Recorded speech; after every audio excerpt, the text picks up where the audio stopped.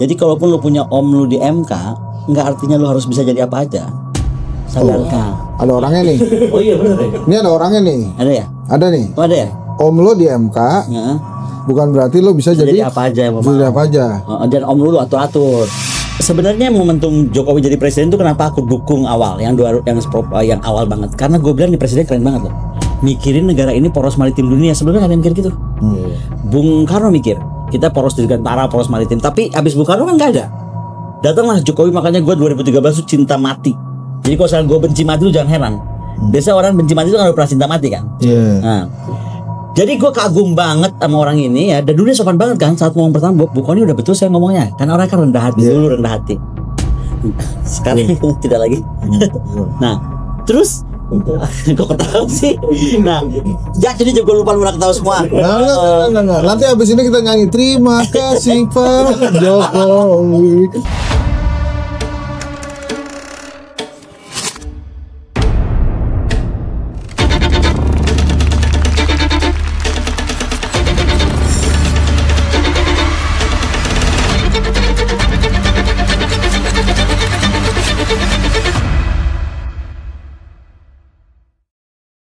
Ini Mbak Koni jauh-jauh dari Rusia datang ke kedai kopi. Ini gua kenal, ini Ibnu nih direktur riset dan komunikasi. Ini jangan digeser-geser nih biar kelihatan orang. Aneh. Boleh pinjam tas aku nggak? Oh ini nggak boleh geser-geser ya? Apanya?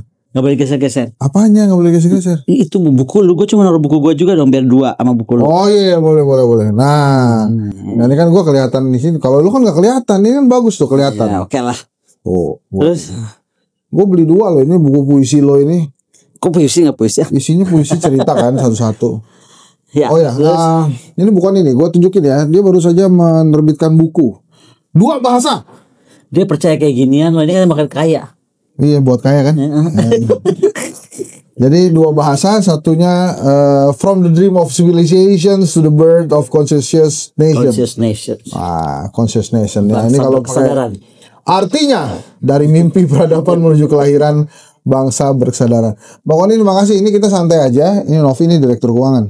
Hai. Jadi kita sambil makan-makan. Oke. Dan teman-teman ini boleh mau nanya apa aja bisa nih. Boleh. Tapi sebelumnya lu cerita dong. Itu gimana sih ceritanya seorang Koni? Ini udah di tag ya? Udah. Gak sopan emang dia nggak pakai ngomong-ngomong. Apa yang ngomong lagi? Ini kita santai aja. Oke, apa cerita apa? Itu enggak bisa sampai di Rusia tuh ngajar gimana ceritanya sih? Itu kan masih jadi misteri tuh. Bandrek suka kan?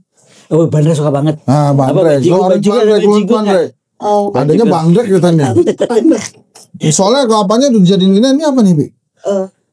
Urap singkong ya, Pak. Urap singkong. Tapi mungkin beda-beda kali. Lu bikin sendiri namanya tuh ya, urap singkong. Terus. Tunggu. Ya lu mau nanya apa sih jadi kemana-mana? Enggak, dia asli mana sih? Aku asli Indonesia. Sunda, Jawa, Bugis, Ternate. Lahir di mana? Lahir di Bandung. Oh. Sudah ada abdi mah. Biasa Sunda. Ya, atuh dah. Kita mau tiasa abdi guys sudah. Tiasanya Unpad tata dia. Sekretariat IKA Fikom Unpad. Aku nih ketua IKA Fikom Unpad. Weh, ketum ya? Ketum. Weh, siapa ketum? Bahasa Sunda mah abdi tiasa kayak. Tiasa. Nah. Jadi gimana caranya dari Bandung udah bisa sampai Rusia? Tapi sekarang boleh di ini nih, boleh disikat-sikat nih. Jadi lu santai. Iya boleh, tapi gua kayaknya ribet sambil makan sambil ngomong dulu, aku basa-basi aja. Oke, apa tadi pertanyaannya? Jadi kenapa gua dari Bandung? Kenapa lu gimana ceritanya bisa sampai Rusia? Ya udah deh gue bahas. Gue sampai di Rusia karena apa ya? Karena gue mungkin pikirannya beda sendiri. Dari awal waktu perang Ukraina itu, ini kalau gue cepetin ceritanya, gue kan nggak pernah kajian ke arah ke sana sebenarnya kan. Lebih ke kawasan, lebih ke perang Cina atau ke Timur Tengah sekali-kali. Tapi I never talk about Russia before. Sampai perang itu meletus duar gitu kan. Nah disitulah aku memang lain sendiri dari awal. Ketika misalnya Pak Dino Patijalal ngotot, wah Putin besok juga seminggu juga selesai lah, atau inilah itulah. Gue bilang enggak, kebalik. Yang bakal teriak-teriak nih justru yang usil sama Rusia gitu. Nah kenapa gue lihat kayak gitu? Pertama gue lihat Rusia ini kan bangsa yang nggak terkalahkan. Karena by the way gue pernah tinggal di Rusia sebelumnya kan. Maaf nih ya, ini ala-ala warung kopi nih. Jadi dia kan ini kalau orang ngomong diputus-putus, jadi gue terlupa. Ya habis ini tiba-tiba ada Bandrek di sini kan bingung gue juga gimana caranya tuh. Bu Novi tuh. Terima kasih. Nah jadi itu aku bilang akan enggak begitu ceritanya. Kemudian kalau kita bicara sejarah Eropa tuh nggak pernah waktu itu kalau nggak salah Pak Helmi ya pernah nanya, ini perang bakal pendek lah gitu kan. Oh enggak, aku bilang panjang karena sejarah Eropa tuh nggak pernah pendek gitu. Nah tapi lebih ke alasan kenapa aku waktu itu melihat posisi Rusia itu kita harus sikapi dengan benar dan cara kita memaknai perang ini harus benar. Karena buat aku cuma satu aja, gue kalau ada perang dimanapun juga nih, mau di Jerusalem kayak mau di bulan, gue ngeliatnya Indonesia bisa belajar apa? Itu nggak sih? Ngapain ngurusin perang orang kalau nggak belajar apa-apa? Nah buat aku waktu itu kenapa gue concern soal posisi kita tuh nggak boleh salah soal Rusia? Karena menurut gue Papua tuh Sunganira Ukraine atau Poso atau Aceh akan di Ukrainisasi, waktu bahasa gue kayak gitu. Dan kalau itu Ukrainisasi, ada FPDA, ada apa Five Power Defense, ada ada apa namanya, ada siapa namanya si Australia ini The Quad, AUKUS, ada The Quad, ada AUKUS. Itu mudah sekali mereka menjadi suatu New SEATO. Jadi makanya gue bilang bye-bye ngomongin Ukraine gitu. Besok lu salah posisi, kita akan digempur. Dan itu menurut gue akan kejadian soon kalau kita nggak bisa menunjukkan diri sebagai bangsa yang besar seperti diharapkan Soekarno untuk menjadi bangsa paripurna ya. Itu say. Makanya gue lain. Nah, karena aku berpandangan beda, mungkin kemudian aku diundang menjadi member The Valdai Club. Creme de la creme, the thinker of the Kremlin kan. Gitu, yang terus viral yang gua bilang Indonesia itu bukan banget tuh semua berura-ura. Lu ngomong pakai apa di situ? Ngomong pakai bahasa Rusia, pakai bahasa Inggris kan semua langsung translasi langsung. Jadi begitu lo datang, hurrah. Gitu tuh aku dapat penghargaan dari Lavrov dari luar negeri. Ya terus gak lama ya udah rame-rame di sini udah mulai nggak lucu gitu kan. Pas saat lagi kita nggak lucu gitu kan, tahu dong kapan masa-masa kita nggak lucu. Terus gue ditawarin mau nggak ngajar di Rusia. Why not kan? Yang nawarin siapa? Langsung dari Rusia. Iya siapa, masa Rusia negara? Dari Kedubes dong, di sini kan representasinya kan Kedubes. Oke. Langsung kan kamu mau nggak diundang ke Rusia gini-gini ngajar dan boleh pilih mau di Kazan University karena mostly Indonesian Muslim itu Kazan, Aceh di sana orang Aceh, atau mau di Moskow, ya kan? Atau mau di Saint Peters. Ya buat gue langsung Saint Peters lah. Karena keren lah itu ya. Kan Eropa banget lah gitu. Ya. Udah pernah nih undang-undang sana? Gimana doa saja.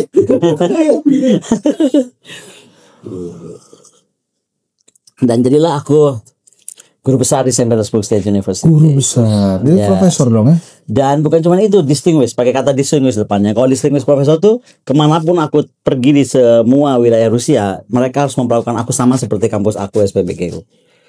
Gitu. Dan di sana tuh kasta kalau di kita kan kasta orang kaya sama orang miskin ya. Kalau di Rusia enggak, kasta lu pinter banget sama lu nggak pinter. Dan di sana tetap mengajar tentang pertahanan gitu. Enggak, gue lebih ke world politics. Enggak tentang defense, enggak sama sekali udah enggak defense, lebih ke geopolitics, terus world politics. Aku departemen internasional HI dan world politics. Deket banget sama Bu Mega, kelihatannya udah lama deket sama Bu Mega. Gimana ya? Coba ngomongin dari sana tiba-tiba lompat ke Bu Mega. Ini kan ngobrol santai, lu langsung ke sana ntar tuh kita ngomongin. Aku tuh kalau deket bukan cuma sama Bu Mega, sama pemikiran Soekarno. Makanya mesti tahu latar belakang gue sih ya. Nenek gue itu sahabatnya Bung Karno. Nah, lu ngomong deh. Terus kan di rumah aku tuh, rumah nenek aku di Jalan Saunggaling nomor 5 Bandung, itu rumah Belanda. Itu tuh semua ruangan tuh gak ada foto keluarga. Dari mulai ruang tamu, ruang tidur, ruang makan, ruang apa, itu hanya ada foto Soekarno. Dan nenek gue tuh selalu berbicara soal, kan orangnya kan keras gitu. Lihat, kamu mesti masuk ITB. Makanya kan gue masuk ITB tuh harus bergerak seperti mahasiswa ITB, harus berpikir seperti mahasiswa ITB, dan lihat Soekarno yang mah. Jadi gue dari kecil Soekarno gitu. Ya udah, di era kekinian siapa lagi yang bisa belajar dari tentang orang Soekarno bukan dari putrinya sendiri. Dan putrinya ini kan yang dididik banyak oleh ayahandanya sejak kecil juga bertemu para pemimpin dunia. Bayangin Bu Mega umur 14 tahun loh, udah harus pakai kain bicara sama Nehru, sama level-level itu, dan bukan cuma bertemu. Setelah itu tuh Bung Karno akan tanya, tadi ngobrol apa? Tadi apa kesimpulannya? Jadi Bu Mega tuh menurut aku udah dididik dari kecil untuk menjadi leaders ya oleh Bung Karno. Nah banyak hal orang nggak ngerti itu. Atau lagi apa ya? Beruntungnya aku bisa cukup dekat dengan ibu. Adalah kita nggak tahu sisi humanis ibu seperti apa. Bagaimana dia tuh paham sekali tanaman. Aku belajar banyak Pak soal dari gua nggak peduli tanaman. Biasa tanaman gua plastik di rumah. Sekarang ganti semuanya. Terus gimana tuh dari hal kecil dia perhatiin kayak semut. Semut tuh apa? Gimana ini si kodok bagaimana? Pokoknya semua hal. Yang paling aku ini juga waktu ibu kan sempat ke Saint Petersburg. Ketemu rektor dan juga dibicara di forum rektor. Itu waktu kita lagi rapat serius nih, udah siap semua, ada BRIN, ada semua kan sama ibu. Dan gue kan berdiri di pihak Rusia, bendera gue bendera Rusia dong. Gue kan SPBGU dong. Jadi gue sebelah rektor, bendera gue Rusia. Ibu di sebelah situ. Indonesia. Tiba-tiba gue udah tahu dong, ya ini kan kita kan kalau sebelum rapat mesti tahu yang mau dibahas apalah. Jadi udah kita membahas, tahu-tahu ibu nyanyi sesuatu yang nggak bisa kita tahu. Tiba-tiba ibu bilang gini, kalau memang Rusia hebat, ajarin kita dong, gimana cara nyelesain gunung bawah laut, isu gunung bawah laut. Gue mau pingsan, gunung bawah laut. Ya itu ibu tuh kalau penuh kejutan orangnya tuh suka mikirin yang kita nggak pikirin. Ngirim. Kayak lu ya. Tapi ya gue tuh terang tuh ya, kagum banget sama lo. Karena gue berkali-kali datang ke acaranya PDI Perjuangan yang ada Ibu Meganya, gue nggak pernah disebut sekalipun namanya sama Ibu. Lu setiap kali datang disebut mulu. Oh, ini orang apa sih? Apa sih? Ya. Tapi kan acara Oslo disebut, gue nggak. Dan gue nggak sirik. Enggak apa-apa. Nggak maksud gue. Gue bilang ini orang deket banget kali sama Ibu Mega ya. Waktu itu berarti deket sama Pak Jokowi dong. Kalau itu gue menolak dan keras ya. Hah? Kalau itu gue menolak dan keras, aku nggak deket dengan Jokowi. Ah serius? Enggak. Aku dengan ibunya Pak Jokowi malah almarhum. Ibu Noto. Iya. Aku tuh kalau ke rumah Pak Ibu Noto tuh di pulangnya tuh di Bali tuh nggak di belakangnya rumahnya ibu tuh kan beratasan dengan rumah Pak Jokowi. Ada kebun pisang kan? Iya. Tuh kalau pulang gue dibekelin pisang udah kayak cucu pulang ke rumah neneknya. Tapi sama Pak Jokowi nggak deket?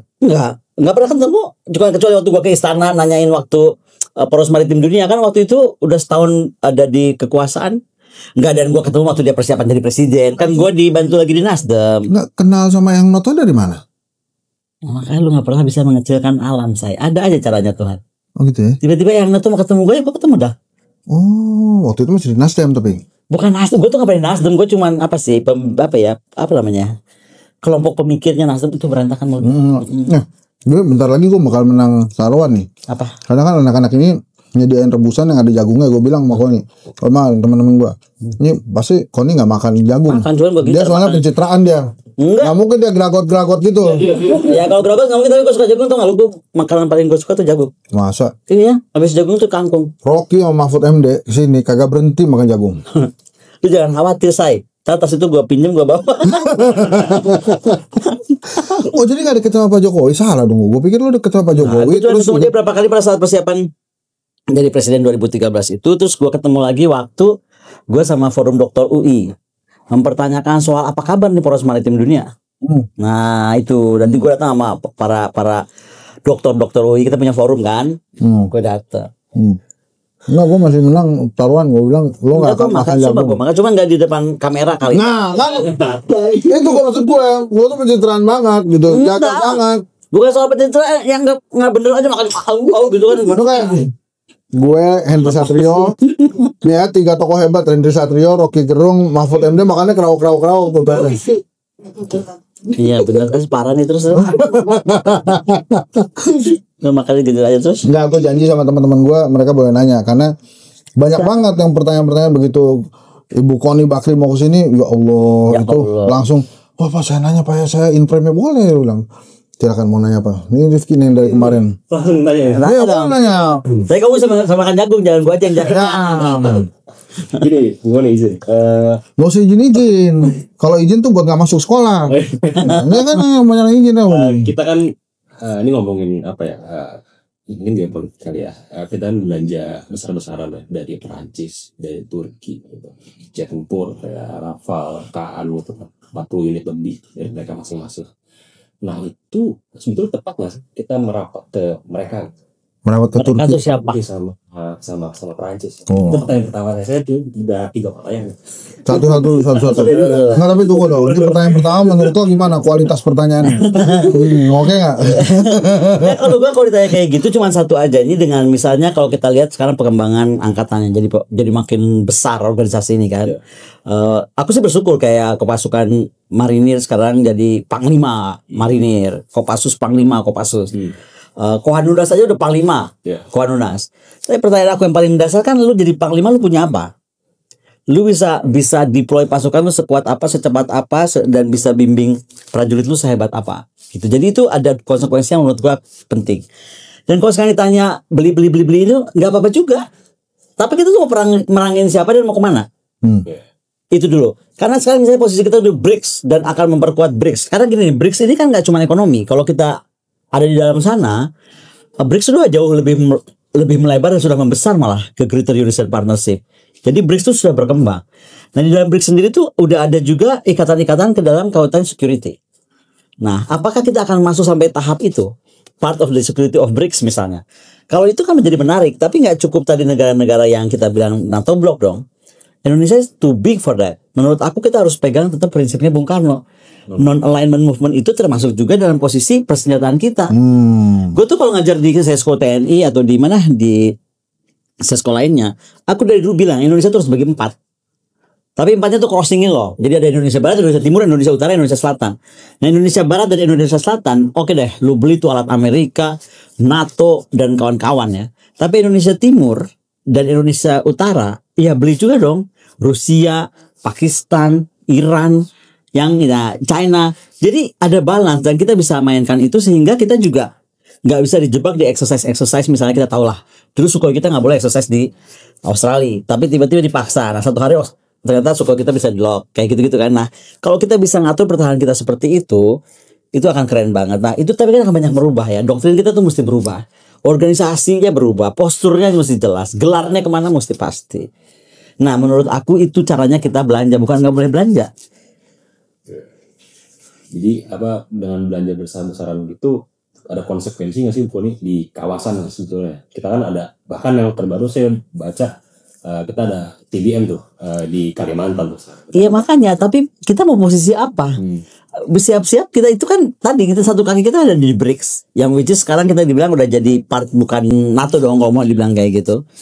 Gitu ya, mesti main cantik, kalau enggak kita jadi lucu. Jadi kita akan menyatakan kita non alignment tapi sebenarnya kita align. Iya. Itu yang nggak boleh terjadi kan, gitu. Oke, next pertanyaan kedua apa? Itu OT. Sebentar kan tadi udah nyebut Sukhoi soalnya. Terus yang perjanjian mau beli 50 Boeing itu menurut Bakoni oke nggak, strategis nggak? Nggak tahu, kalau aku sih kalau beli barang jangan beli Boeing, beli tas aja gue nggak mau dipaksa. Beli tas, beli sepatu, beli mobil, gue nggak mau dipaksa dong. Gue lihat dulu kebutuhan gue butuh apa enggak ya kan. Terus gue akan cek dong, gue bikin perbandingan oke enggak. Jadi kalau tiba-tiba lu datang ke gue nih, beli nih buku gue Momentum ya, karena gue adalah apa tadi lu ketua apa? Ika Fikom 4. Ketua gue akan cek dulu nih. Ketua Fikom UI bikin apa, bikin Unjani bikin apa, Sriwijaya gitu loh. The only one ini. Nah kalau di only one apa pilihan mesti ambil. Gua kasih tahu ya, waktu peluncuran bukunya Bukoni kan gua datang, harganya 99.001. Sekarang udah jadi berapa? 180. Hah? Dua kali lipat. Iya, dan diborong saya.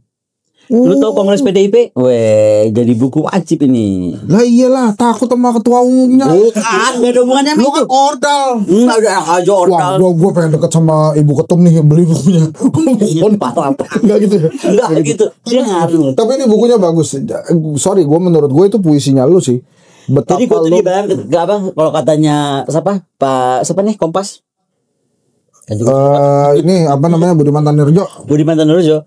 Mbak Koni tuh kesambet dari yang dordar gitu kan. Iya, terus lu jadi melo anak senja gitu. Enggak, karena gue pikir ini nih yang gue pikir waktu itu ya, selama gue sana tuh kayaknya yang bikin bangsa ini jadi kuat itu ya, itu karena rakyatnya tuh bersatu. Rakyat tuh percaya pada leaders. Ngerti nggak? Kalau nggak kan udah pada ngapain lu perang melulu kan? Bayangin dong. Dan gilanya Rusia itu orang perang mestinya kan babak belur, boro-boro ekonomi naik terus, ya kan? Nah itulah menurut gue pentingnya rakyat yang berkesadaran. Nah itu buku gue itu datang dari, gue pikir bukan kita suruh pemimpin sadar dulu. Kalau pemimpinnya kagak mau sadar, contohnya kayak si Pati itu, kagak mau mundur-mundur. Terus gimana tuh menurut tuh? Jadi ya dia mesti baca buku gue. Ya. Di situ ada perlu 10, itu nggak 10, ada kalau ada di Bible ada 10 perintah Tuhan. Di buku aku kan ada 10 perintah aku diri. Ya gue tahu. Loh, tapi bener apa yang gue ngomong kejadian nih. Engkau harus mencari kebijaksanaan, ya kan? Artinya apa? Pengetahuan. Di kita nih gila loh, lu yang jadi orang pinter bisa kalah sama buzzer kan? Iya. By the way nih kita ngomongin Mas Hasto ya. Gue nggak masuk ke arah hukumnya. Tapi dengan ditangkapnya Mas Hasto kemarin, gue rasa nih KPK bakal berubah. Terkait undang-undang apa? KUHP 21 ya? Gua nggak tahu. Ada tuh. Jadi gini ya. Ini sekali lagi gue nggak nyentuh masalah hukum, tapi ini bisa bahaya kalau kita nggak benerin. Karena ada kayak contoh HP di apa? Ambil. Direndam. Cemplungin. Lah, lu bisa ngerendam HP kan alasan apa? Sebentar tadi. Sebelum itu dulu ya. Kenapa dia dibilang suap? Yang nyuapnya nggak ada.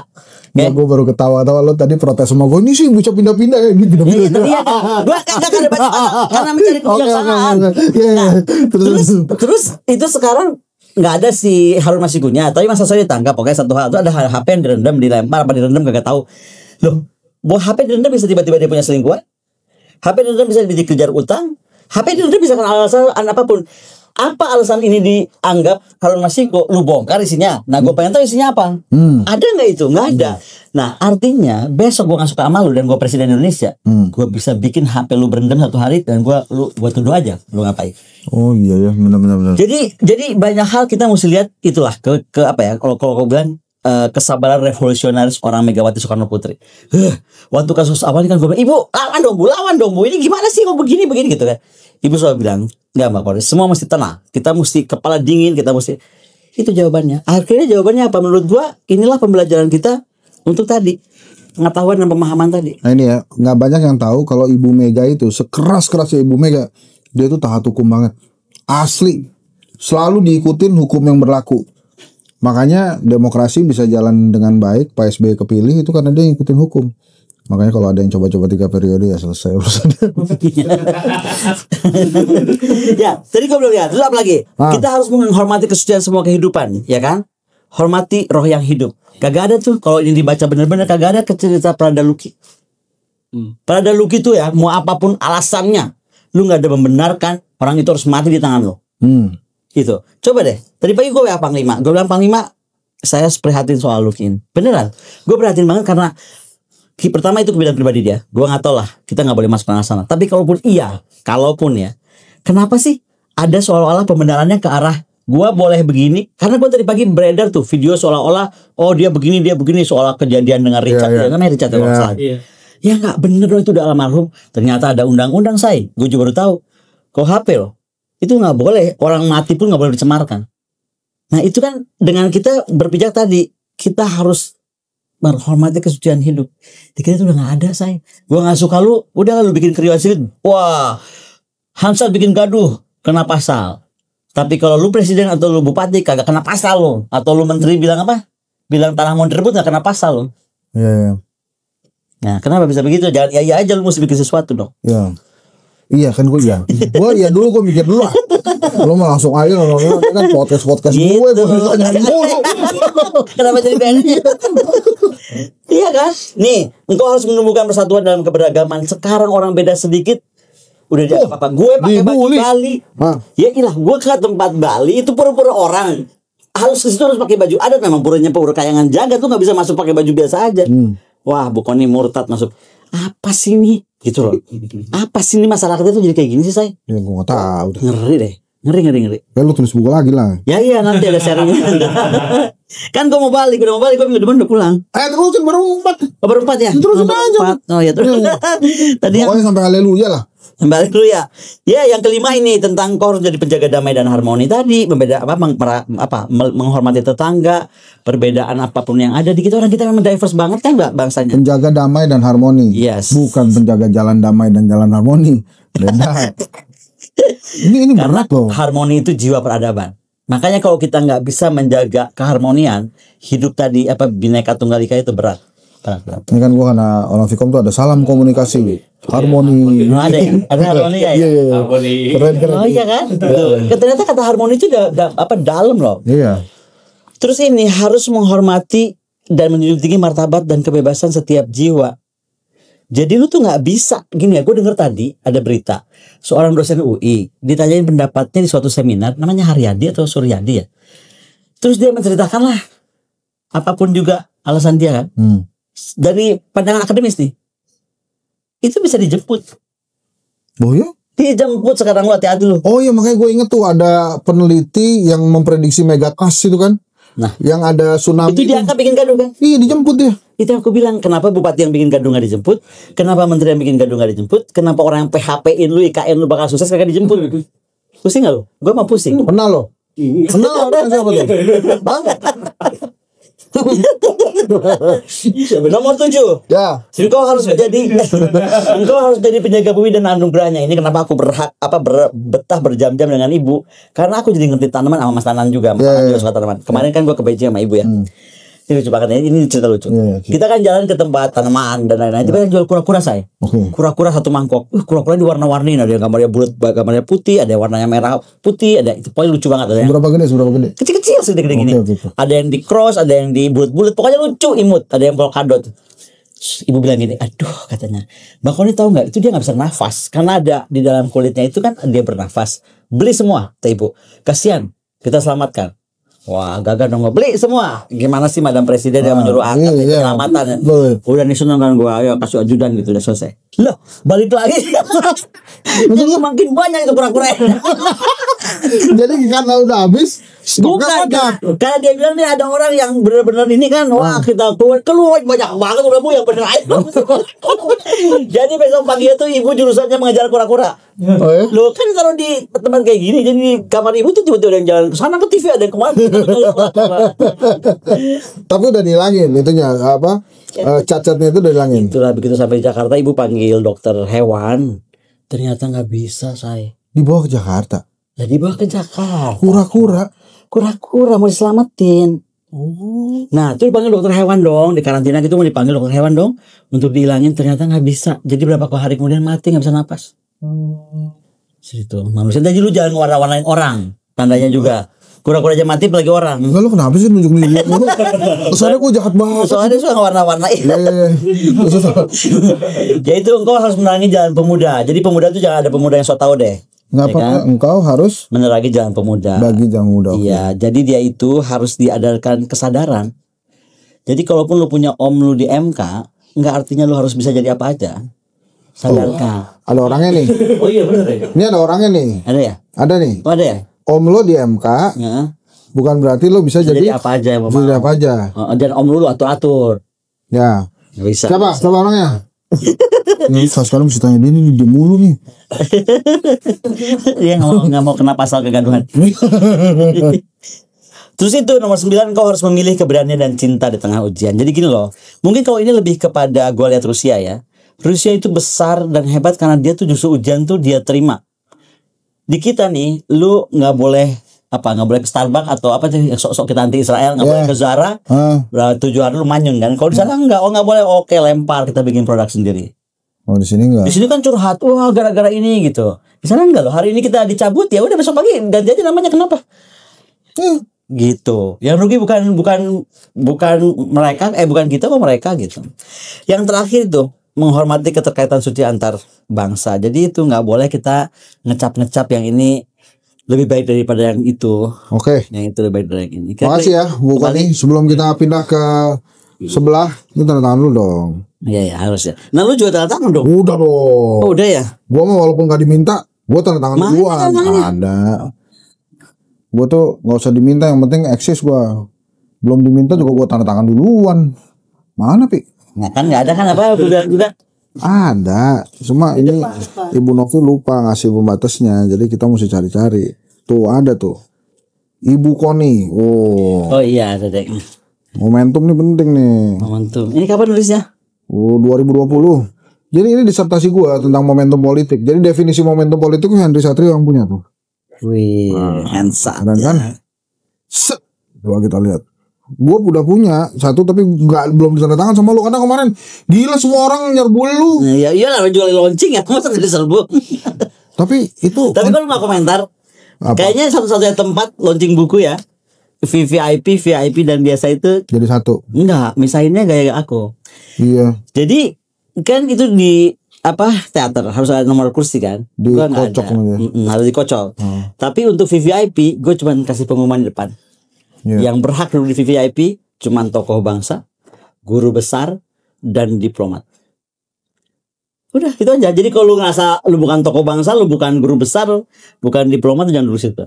Kalau yang VIP, tulisan gue, kalau Anda merasa VIP silakan duduk. Tapi gue ngerasa tokoh bangsa waktu itu. Gue masuk aja. Asli gue masuk aja, jadi ketemu sama Pak Hendro segala macam. Tapi lu udah tokoh bangsa dong kalau gitu. Pertanyaannya. Jadi tapi itu ide dari mana sih lo keluar dari dalam terus ada kabut-kabut, ada kemenyan ya, menyan bukan sih? Itu kemenyan. Kemenyan kan baunya enak tuh soalnya. Terus lo datang kayak seperti putri keraton baru keluar dari peraduan gitu. Itu ide dari siapa? Jadi gue mau cerita, itu kan persiapannya tuh mepet banget. Sekarang berapa? 14:08. Oke. Wah, keren. Oke. Kakak handsat dong, kakak handsat. Ya, boleh. Kakak Emang udah handsat. dari dulu Ya. kidal ya? Hidal dari kecil. Oh. Makanya otak iya. Masa mau pura-pura gitu. Iya, maksudnya kan Paman saya pengen tangan kanan. baru-baru aja gitu kan. Oh, gimana tadi? Apa? Tadi gua nanya apa sih? Oh iya, keluar dari asap itu loh, dari muncul belakang. Iya itu kan mendadak banget. Juga bilang sama si Zaki kan sebagai IO gitu, Toko Zaki. Aku nggak mau dong di panggung tiba-tiba sendirian gitu kan, jadi aneh banget kalau gue mesti sendirian. Pokoknya gue masuk awal gue turun dari awan karena gue ngeluarin Ten Commandments, ya kan. So, apa dong nggak bisa tinggal 24 jam. Terus gue ngeliat tumpukan gue baru ganti. Gue kan baru pulang dari Rusia, gue ganti vitrase. Wah lucu juga nih vitrase. Gue angkut di vitrase kan, dibikin bulat gitu lucu nih. Cuman tetap aja kayak awan. Oh, Jadi iya. gue bilang apa nih? Oh cari menyan, Iya. kita bakar. Jadi gue tuh nggak suka. Ternyata Jakarta susah nyari bokor saya. Oh, Bokor buat alarm itu udah nggak ada kan? Ah, banyak kan di Keramat Gue nggak tahu, pokoknya waktu gue di tim udah tinggal menjalan berapa jam. Kemarin baru pikir apa? Ada toko apa gitu? Apa sih toko yang dulu tuh S1 deh dulu. Sekarang namanya udah apa nggak tahu. Oh. Nah ada dan tinggal 3. Emang udah diatur tim. Gue maunya 4 sebenarnya tadinya kiri kanan. Ya udah 3-nya. Oh udah keren kan? Gue jadi kayak dari awal. Keren. Canggih tuh, lo mesti nonton, ada di YouTube-nya ada tuh pasti rekamannya. Lo mau nanya apa lagi sebelum kita pindah nih? Boleh. Ya, Boleh. nanya. Katanya kamu nanya kayak bakal serius banget jadi takut. Iya. Ini Tarnus. Nah, Tarnus jadi temennya banyak. Tadi terkait AUKUS Bu Koni. Itu kan ada kejadian ya, Australia udah order kapal selam dari Prancis, terus kan karena dijanjikan mau dikasih kapal selam nuklir sama Amerika dan Inggris kan, akhirnya batal tuh. Nah itu ada hubungannya nggak saat akhirnya Indonesia itu dikasih kesempatan oleh Prancis untuk beli Dassault Rafale-nya mereka? Gitu. Kalau dibilang ada mungkin ada, cuma itu masalahnya kan harus ngomongin itu kalau ada dokumen. Tapi aku bisa bayangin kalau aku jadi menhan Prancis lah, pusing dong, itu cewek kan menhannya, ya kan udah di tengah tangan, tahu-tahu nggak jadi. Nah sementara ini orang kan tahu dong di mana-mana juga kita tuh karena industri pertahanan jadi hidup. Makanya kalau pertanyaan tadi pagi lu ke WA gue, perang bakal berhenti, kagak akan, nggak mungkin perang berhenti karena industri pertahanan terus hidup. Nah jadi kalau aku bisa ikutan ke sana, nggak mungkin, dia pasti akan seneng aja apa aja bisa dia jual, mau pindahnya ke Rafael kok, mau pindah kemana, tapi salah satu. Cuman aku nggak punya dokumen ya, kalau ini cuman nalar gue aja. Tuh, perang nggak bakal berhenti. Ya. Serius. Gue tuh HI gue tuh aliran keras, realis tuh pokoknya to be or not to be gitu kan. Nomor 1, kedua memang hukumnya nih, ilmu dasarnya manusia tuh akan selalu berperang karena 3 hal. Apa? Agama, sumber daya, dan jalur sumber daya. Selamat ulang tahun lu Indonesia. Agamanya banyak banget, ya kan? Sumber dayanya banyak, lu bisa sebut, ya kan? Dan jalur dong alki kita. Jadi kita tuh udah bersyukur bisa survive hari ini. Makanya kalau nggak diurus baik-baik negara ini sedih deh lo. Iya. Ya. Nggak serius, nggak akan pernah berhenti. Nggak akan. Agama itu bisa lu balut pakai apapun, tapi sebenarnya bakalnya agama bisa. Ya. Perang nih, maksud lo perang tuh nggak harus antar negara kan? Nggak harus antar negara, tapi mostly antar negara dong kalau udah terkait slogs, terkait alki ya. Tapi yes, nggak akan. Dan Indonesia tuh punya, kalau gue sebut malah dosa atau ketidakberuntungan itu. We have everything yang dianggap pemicu perang. Ya udah, ini mohon maaf ya kalau pertanyaan saya nggak berkenan nih, sekali lagi saya mohon maaf. Indonesia bisa survive nggak kalau perang? Maksudnya perang fisik? Iya, perang. Tuh. Perang sama negara orang gitu. Iya, diserang nih kita. Gimana kita? Sekarang lu lihat aja ke Pati, survive nggak aparat sama rakyat? Lari bos. Nah, udah itu jawaban lu. Cuma beda rakyatnya sama nanti dari yang lain tempat aja kan. Iya, tapi kita bisa menang nggak kalau perang? Kalau dari segi militer ya berat, karena tadi aku bilang sebenarnya momentum Jokowi jadi presiden itu kenapa aku dukung awal yang awal banget, karena gue bilang nih presiden keren banget loh, mikirin negara ini poros maritim dunia. Sebelumnya kalian mikir gitu. Bung Karno mikir kita poros dirgantara, poros maritim, tapi abis Bung Karno kan nggak ada. Datanglah Jokowi, makanya gue 2013 tuh cinta mati. Jadi kalau sekarang gue benci mati lu jangan heran. Biasa orang benci mati itu kan udah pernah cinta mati kan. Nah, jadi gue kagum banget sama orang ini ya. Dan dulu dia sopan banget kan saat ngomong pertama. Bu Koni udah betul saya ngomongnya. Karena orang kan rendah hati dulu, rendah hati. Sekarang tidak lagi. Nah, Terus kok ketawa sih? Nah, jadi juga lupa lu ketawa semua. Enggak. Nanti abis ini kita nyanyi terima kasih Pak Jokowi. Ya awal tuh poros maritim banget. Jadi makanya aku bilang ini orang keren ya. Bicara soal kita bakal punya Poseidon, gila nggak lo? Waduh, kita akan bisa menyeimbangkan Australia dengan apa namanya dia extension maritime zone-nya dia kan sampai 3.000 miles. Jadi gue pikir ya Indonesia bakal keren, kita akan overlap ke arah Australia, kita bisa ambil semua data dan semua apapun yang kita mau, kita bisa kontrol alki kita gitu ke arah atas begitu, ke arah barat demikian kan? Berarti Indonesia poros maritim banget. Malah gua sempurnakan, nggak cukup poros maritim dunia Pak Presiden, harus ada dirgantara dan permukaan, karena kan nggak ada sekarang kapal bergerak sendiri, kita kan flotilla dilindungi udara dan lain-lain. Gue jatuh cinta banget, makanya gue bikin konsep perang gue di Sesko AL, AU, terutama itu dua ya, AD gue nggak terlalu lah, AL sama AU itu. Dan paling ketika panglimanya Pak Yudho Margono, kita sampai kayaknya udah datang deh yang di Borobudur, aku sama Andi Wijayanto, pokoknya udah kita di negara poros maritim dunia, apa yang kita bangun. Nah, kalau itu, ya kita harus beli apa yang kita harus beli sebagai negara yang memang akan bermain sebagai negara pemain. Bukan seperti sekarang, Boeing gue kagak ada yang beli, lu wajib beli, nggak gitu. Ada harapan buat Pak Prabowo, habis itu kita pindah ke situ. Harapan buat Pak Prabowo itu punya kesempatan emas untuk membuktikan Indonesia itu menjadi negara yang betul-betul berdaulat dan merdeka, ya kan? Tapi tolong tinggalkan apapun beban, termasuk orang terdekat atau atau teman berjalan terdekat. Teman berjalan terdekat yang mungkin akan membebankan, itu aja.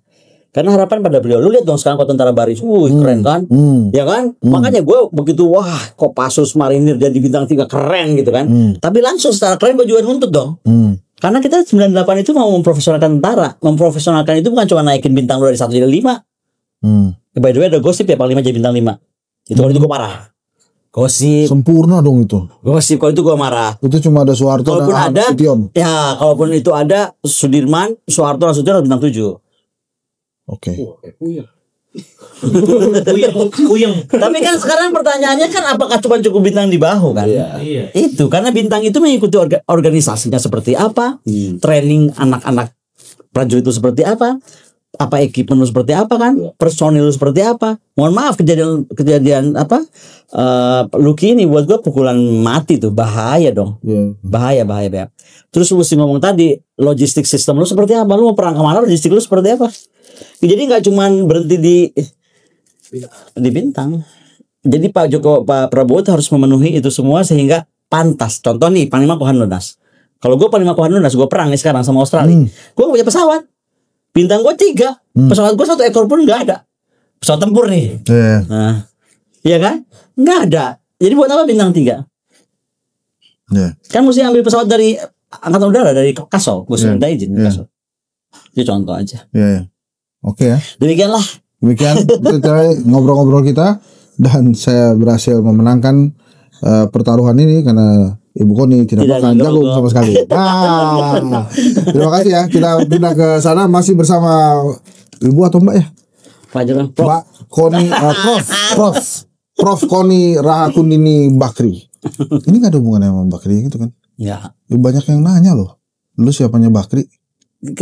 Emang kenapa gak boleh punya nama sama? Boleh. Nah, ya udah. Yang penting aku menganggap mereka semua saudara saya, mereka semua menganggap saya saudaranya mungkin. Iya, gue sering disebut-sebut keluarganya Dr. Satrio tuh yang punya jalan situ. Jalan Satrio lebih enak daripada gue dong. Gue sih gue iyain aja. Emang kenapa? Oke teman-teman, assalamualaikum warahmatullahi wabarakatuh.